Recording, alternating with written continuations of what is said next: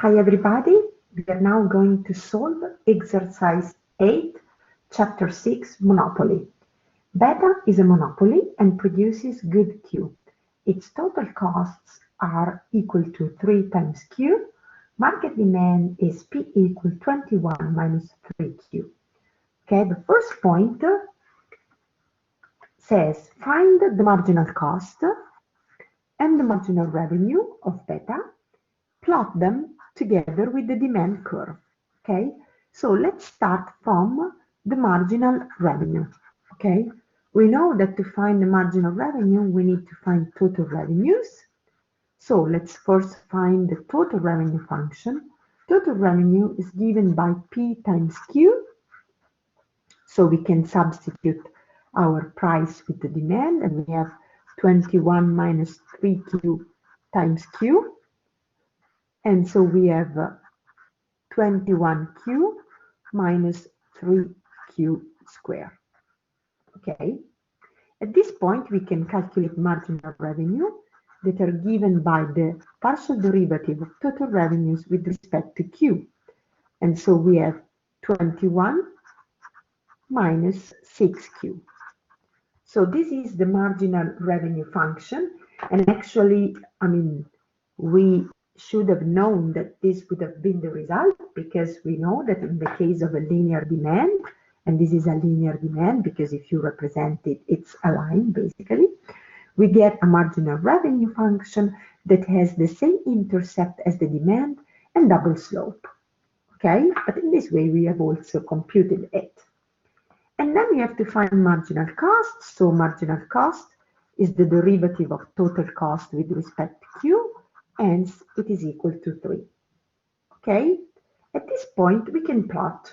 Okay, so let's plot everything in one graph. Here is the plotting. So here you have the quantity and here you have the price. So the intercept of the demand. Let's rewrite the demand function PD equal to 21 minus 3Q. So the vertical intercept will be 21. The horizontal intercept will be 7. I drew the line, and this is the demand. I know that the marginal revenue, as we have just said, has the same vertical intercept, but double slope. So the intercept here is exactly half, 3.5. Okay. And this is marginal revenue. And then we have marginal cost, suppose here, and here we have 3. Okay, we have plotted everything that we were asked to plot. So we are done with point 1. Okay, let's now move to point 2 of the exercise, where we have 2. Let's read what we are required to do now. So compute and illustrate the monopoly equilibrium, price and sales, and then we also have to find the monopoly deadweight welfare loss. Okay, so this thing here and monopoly equilibrium in terms of price and quantity. So let's start from the equilibrium. We know that the equilibrium is given by marginal revenue equal marginal cost. So in our case, 21 minus 6Q, that's the marginal revenue we have just found, equal to 3 marginal cost that we have computed in the previous point. So we have minus 6Q equal minus 21 plus 3. So 6Q equal 18. And so Q star is equal to 18 over 6, hence 3. Okay, so we can write the Q star M stands for monopoly, is equal to 3. And this is our result. Okay, at this point we can compute the price. Okay, how? It's very simple. The price of the monopoly is given by this quantity that we are going to substitute in the demand function. And so we have 21 minus 3 times Q equilibrium. So 21 minus 3 times 3, and this gives 12. And that's the result. Okay, we have found the equilibrium. Since it says compute and illustrate. What does illustrate mean? Illustrate means represent the equilibrium in the previous graph. Okay, so now let's write that we do it and then we do it. Okay, now we represent this equilibrium in the previous graph.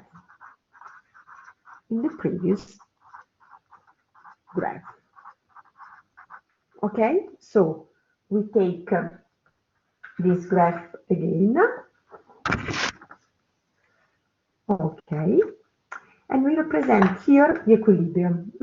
I'm going to use the red, so that's the point that gives the equilibrium. Here we have 3, and this is the equilibrium quantity. So that's the price, 12 P star M. So that's the equilibrium of the monopoly. Okay, and we are done with illustrate. Okay, we have illustrated. Okay, so now we can go on because this point does not end here, because now we need to compute the deadweight loss. Okay, so first of all, the deadweight loss. Let's give a definition of the deadweight loss before trying to compute it. Okay, so the deadweight loss, or the deadweight welfare loss, is basically the share of total surplus that is lost under monopoly because it is not taken by the producer, so by the monopolist, and it is not taken by consumers.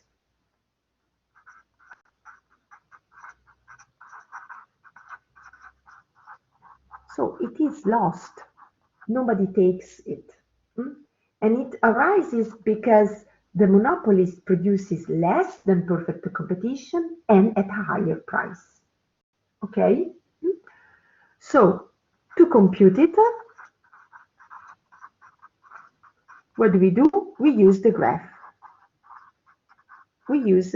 So we have to know what's the area that corresponds to the deadweight loss. Okay? So the area that corresponds to the deadweight loss, and I take the graph again here. Okay, it is basically this red triangle here. Okay, so that's the deadweight loss. Okay, so I write here that it corresponds to the area of the red triangle. Okay, it corresponds to the area of the red triangle.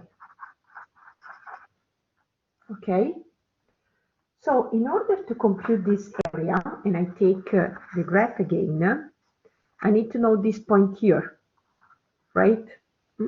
And this point here corresponds to the equilibrium of perfect competition.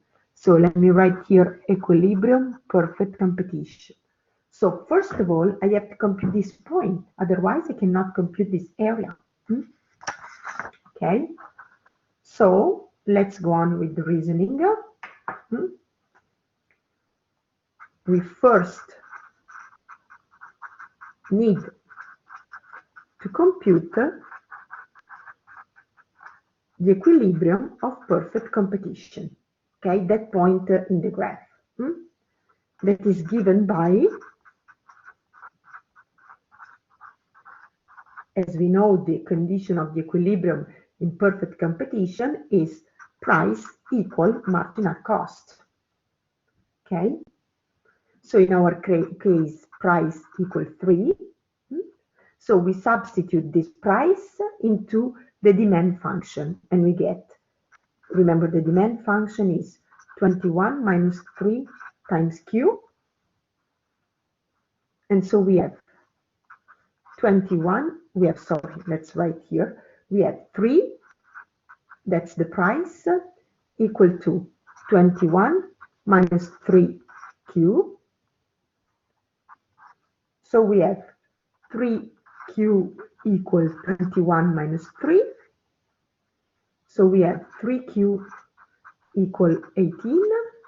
And so we have that the quantity equilibrium perfect competition is equal to 18 over 3.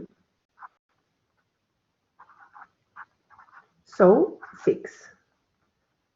Okay, so I go back to my graph, and here I write 6, because now I know that this point here corresponds to 6, and 6 is the quantity equilibrium perfect competition.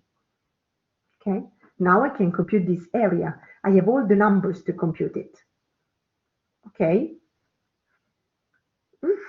so let's now compute the area.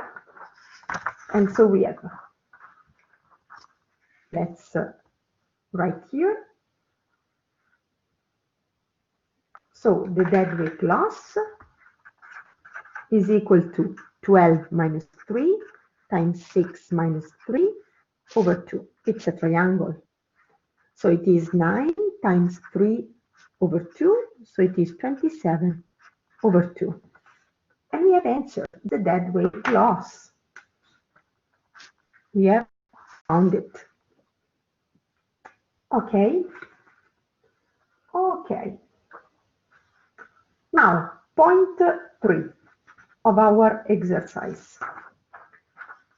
So suppose that now the monopoly changes and it engages in first degree price discrimination. We have to compute the marginal revenue curve and the quantity sold in equilibrium by delta. Let's first recall what first degree price discrimination means. It is also called perfect price discrimination. Basically, the monopolist, in this case, will charge each consumer a price equal to his or her maximum willingness to pay, or reservation price, it's the same. Okay, so first of all, let's graph it, because if we graph it, it becomes extremely clear. So here you have the quantity and the price. The demand is the same as before. So here you have 7 and here you have 21. That's the demand. But now it's the marginal revenue is completely different. So let's graph the marginal cost. That is always 3. Okay. So how much is the quantity? We have already found it before. Okay. Because in this case, basically, so when the monopolist can perfectly price discriminate, let's write it. In this case, beta will produce the same quantity that would be produced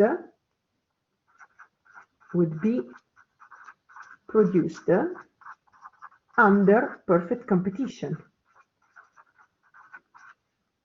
Okay, so the quantity produced by beta, in this case we call it quantity equilibrium monopoly, and we put a little d to say that in this case it is the quantity that beta produces when it can perfectly price discriminate, is equal to 6.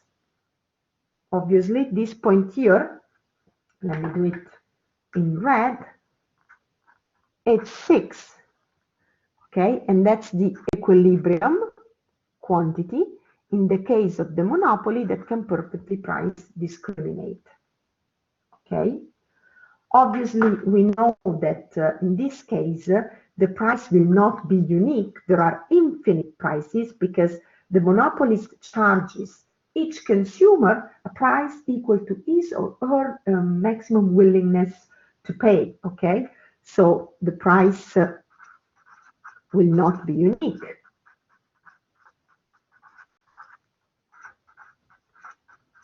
There are infinite prices.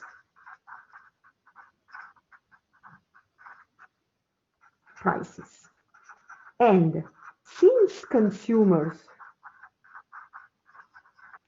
are charged,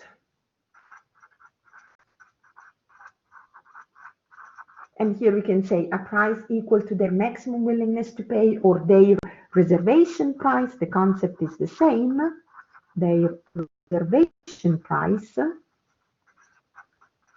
then marginal revenue is equal to the price. That's the marginal revenue function. So basically it coincides with the demand curve. Okay, we don't have the marginal revenue that we have obviously in standard monopoly because, I mean, the way in which price is set is completely different. Okay, and we have answered to basically here everything. Just wanted to tell you that, you know, in order in this case to, to find basically, you know, the quantity that beta produces, well, it is, you have to know that beta in this case, as for the quantity, replicates perfect competition. Okay. Okay. So now we can go on with number 4. Point number 4 of this exercise. And we have, what is, that's a precise question, the greatest amount that beta would pay to be able to engage in first-degree price discrimination? Okay, when you're asked about, you know, how much would be a firm willing to pay to do that or to do this or another thing, you have basically to compute the difference in profits. The difference in profits is the maximum amount that the firm would be willing to make a certain thing rather than another. So let's write this first of all. Beta is willing to pay at most an amount equal to the extra profit it can make by engaging in perfect price discrimination, or first degree, it's the same, discrimination. So we have to compute the profits in the two cases, okay? So let's first compute the profits under standard monopoly, okay? Again, profits are given by total revenues minus total cost. Total revenues are given by the price, monopoly, times the quantity, monopoly, minus total cost, where we substitute the quantity of monopoly. So we get 12 times 3 minus 3 times 3, and this gives 27. Okay, and now we have to compute the the profits of the monopolist that can perfectly price discriminate. So in this case, we cannot really use the standard formula because we don't have the price. The price are infinite. I mean, what amount can we put in this formula here? We cannot use the formula, okay? So we have to compute them using the graph. To compute them using the graph, it's the only way. We can't apply the formula because we don't have the price. The price is not unique. We said this 1 minute ago. Okay, so let's go here to the graph and let's see what's the area of the profits. And the area of the profits here, the red area the red triangle. These are profits of the monopolies that can perfectly price discriminate. The red area. All of it, obviously, the red triangle. So let's go back here and let's compute it. They correspond to the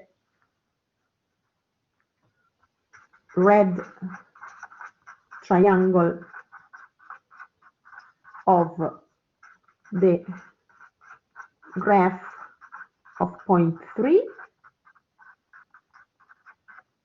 And so we can write that profits of the monopolies that can perfectly price discriminate are equal to 21 minus 3 times 6 over 2. And so this is 54. Now, beta, at this point, we can say beta is willing to pay